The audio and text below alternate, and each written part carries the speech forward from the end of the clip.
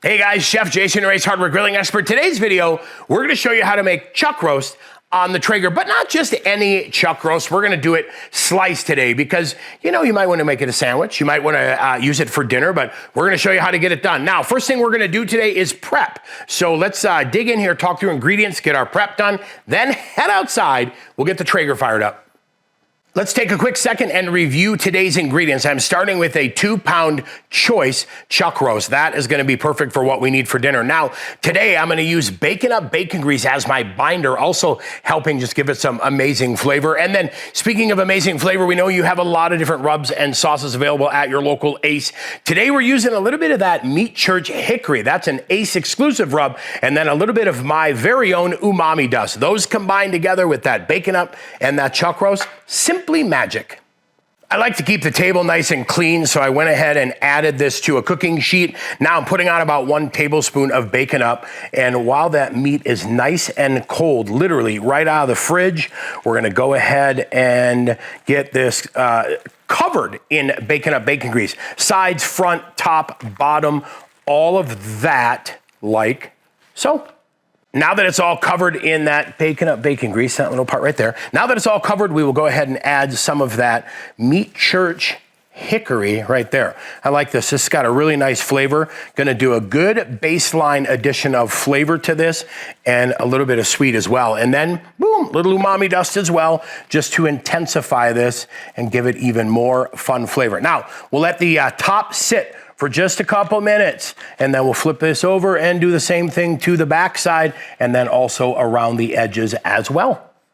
Okay, now that this is all seasoned and ready to go, what we're gonna do now is head out and fire up the Traeger. We're gonna let this sit at room temperature right here on the counter while the Traeger heats up. So we're gonna get out there, start the Traeger, let it heat up, and I'll take this and see you at the grill.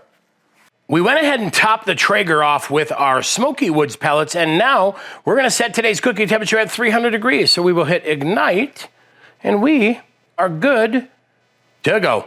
We are sitting right at 300 degrees, so we'll go ahead and add this chuck roast to the top rack right there. Now, depending what Traeger model you have, you could have the Traeger meter probes, or you could have a wired probe. Today, we're just gonna plug in our wired probe and get that added into the center of the chuck roast. Now, I am not judging this today on temperature, although I am going to track temperature as we climb, and then once we reach 165 degrees, we'll come back and start checking tenderness, because today we're slicing it. So we'll go ahead and shut the Traeger. We'll come back and check this when it reaches 165 degrees. Here we are right at 3 hours and 10 minutes for the reveal, and look at that. Now, I'm gonna do my first tenderness check with my finger. Look at that. Look at how nice and tender that is.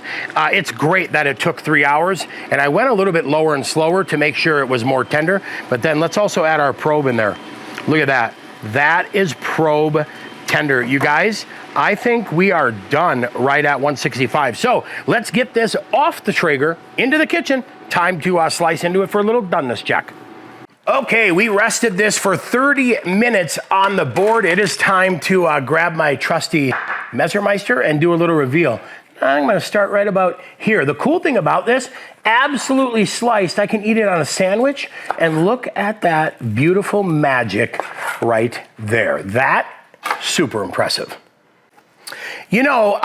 Sorry, it's not polite to point with knives. Hey, you know what I'm thinking here is this is absolutely fantastic in about 3 hours. And the cool part is now I've got it for sandwiches. But if you're thinking that you would love to see this recipe maybe for pot roast, stay tuned, because I have that coming up next. I mean, just look at how juicy this is. It's wonderful and mine.